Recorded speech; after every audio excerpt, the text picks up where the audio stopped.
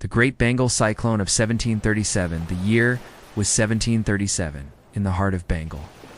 Calcutta was alive, markets overflowing with spices, ships crowding the Hooghly River, and voices echoing through narrow streets. But on the horizon, something monstrous was stirring. The air grew heavy, the wind turned strange. To some it felt like the world itself was holding its breath. They did not know it yet, but death was coming. As dusk fell, the skies turned an unnatural shade of black. The sun vanished behind walls of clouds, and thunder rolled like a warning drum. A strange silence swept over the city. Animals grew restless, dogs howled, and fishermen abandoned their nets.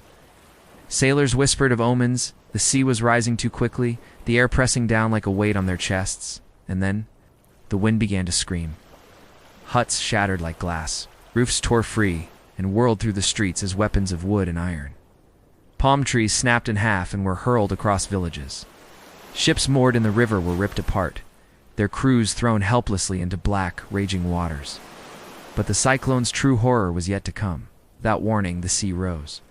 A wall of water, higher than the tallest buildings, came roaring inland. The storm surge swallowed everything in its path: villages, markets, temples. Families clung to each other as the water filled their homes, their screams smothered by the sound of waves crashing down like thunder from the gods. The Hooghly River boiled with fury, pulling the living and the dead alike into its depths. Witnesses later swore they saw entire neighborhoods vanish in minutes, erased as if they had never existed. When the storm finally passed, silence fell once more. But this silence was not Pisit, was horror. Calcutta lay in ruins. Streets were littered with debris and corpses. The river was thick with bodies. Survivors wandered in shock, some too numb to speak. Others howling in grief as they searched for loved ones who would never be found. The death toll was unimaginable. More than 300,000 souls, men, women, children, were gone. Wiped out in a single night. The air itself stank of rot and salt water. Its disease spread through the wreckage, claiming even more lives. The Great Bengal Cyclone of 1737 was more than a storm. To those who lived through it, it was the wrath of something beyond human comprehension.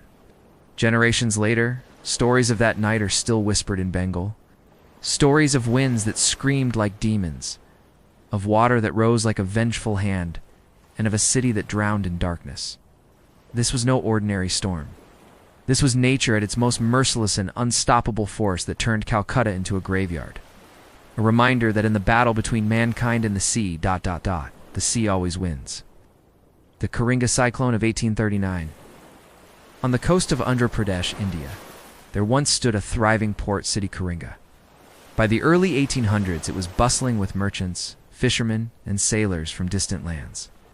Ships lined the harbor, carrying spices, rice, and salt to the corners of the world. But on the night of November 25, 1839, Coringa's fate was sealed.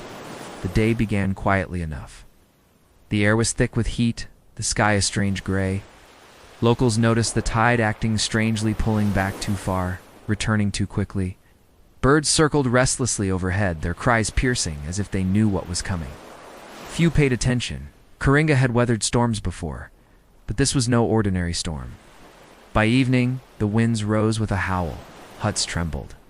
Trees bent low, their branches clawing at the ground. The first sheets of rain cut across the city like knives. Windows shattered, roofs ripped away, and fishing boats were dragged inland, hurled like toys through the crowded streets. And then came the sea. A wall of water, 30 to 40 feet high, roared into the harbor with the force of 1,000 cannons. In an instant, Coringa was consumed. Ships were lifted from the water and smashed against the shore. Warehouses collapsed, spilling grain and bodies into the swirling black tide. Families screamed as the surge swallowed homes whole. Some clung to palm trees, others to the wreckage of their houses, but the waters showed no mercy. Entire neighborhoods were erased in minutes. Survivors later said it was as if the ocean itself had risen up to claim the land, dragging the living and the dead into its depths. When dawn broke, the city of Coringa was gone. Where once there had been thousands of homes, there was only silence and ruin. More than 300,000 lives had been wiped out in a single night. The harbor was choked with wreckage.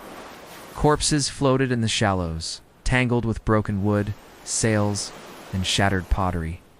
The survivors wandered like ghosts through the ruins, their eyes hollow, their voices lost. Disease soon followed, spreading through the stagnant waters and rotting remains. What had once been one of India's busiest ports was now nothing more than a graveyard. The Coringa Cyclone was so devastating that the city never recovered. To this day, Coringa remains a shadow of its former self, a haunting reminder of what was lost. Local legends say that on stormy nights, the spirits of the drowned still wander the shoreline, calling out in whispers carried by the wind. The cyclone of 1839 was not just a natural disaster, it was annihilation. A city erased, a people broken, a warning etched in history of the sea's merciless wrath. This was the night Coringa died, and the sea took everything. The Haiphong Typhoon of 1881, on the northern coast of Vietnam, lies the port city of Haiphong. In the late 19th century, it was a place of trade and promise, a city growing with each passing year, its harbors crowded with ships, its streets alive with merchants, fishermen, and families. But on the night of October 8th, 1881, Haiphong became the stage for one of the deadliest typhoons in history. The evening began with unease. The air was heavy, thick with a silence that pressed against the skin. Clouds gathered on the horizon like mountains of ash, dark and menacing. Fishermen along the coast noticed the sea pulling back unnaturally, retreating as though something immense was about to awaken. And then it came. The wind arrived first violent, unrelenting. It howled through the streets like a living beast, tearing the roofs from homes and hurling debris through the air. Lanterns were snuffed out, plunging the city into darkness.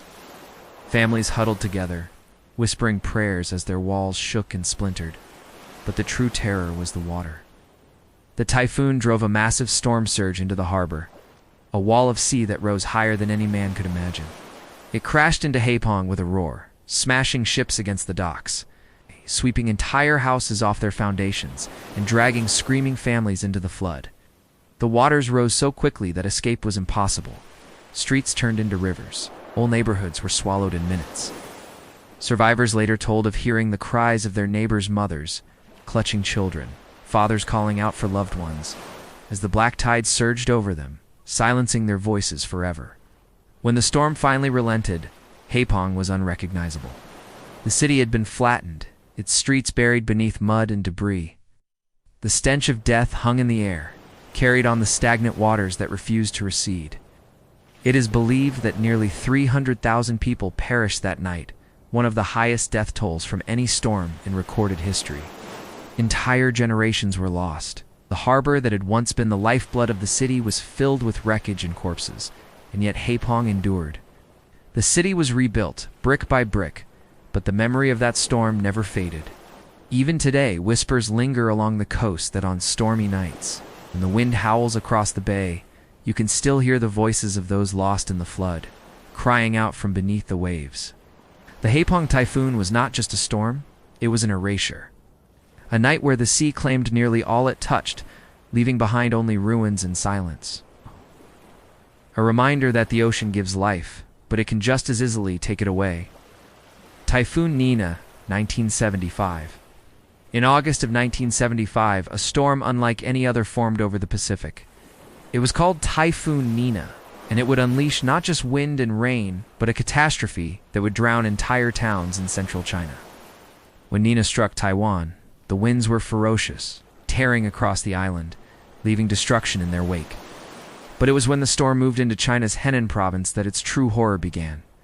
Days of relentless rain fell, pounding the land until rivers swelled, and dams groaned under the pressure. Then the Banqiao Dam broke. A wall of water exploded from the reservoir, crashing across the countryside like a tsunami on land. Villages were swallowed whole. Survivors described the sound as a roar greater than thunderous avalanche of water tearing through everything in its path. The flood consumed homes, fields, entire cities. Hundreds of thousands were trapped. Those who survived the waves faced starvation, disease, and despair as the waters lingered for weeks. Typhoon Nina became more than a storm, it was a chain reaction of devastation, a reminder of how fragile humanity is when nature and human engineering collide. The Zhejiang Typhoon, 1912. The summer of 1912 brought one of the deadliest storms China had ever seen. It descended on Zhejiang Province, a land of rivers, farms, and bustling towns. The storm struck with merciless winds, but it was the floods that followed that carved its name into history. Rain hammered the land for days, turning rivers into monsters. Entire villages vanished beneath the rising waters. Families fled to higher ground, only to find the hills collapsing in landslides, burying them alive. The death toll climbed into the hundreds of thousands. Some accounts speak of 220,000 lives lost. Crops were destroyed, famine followed, and disease spread through the flooded ruins. Sure. For Zhejiang, it was not just a typhoon, it was an apocalypse that left scars still remembered more than a century later.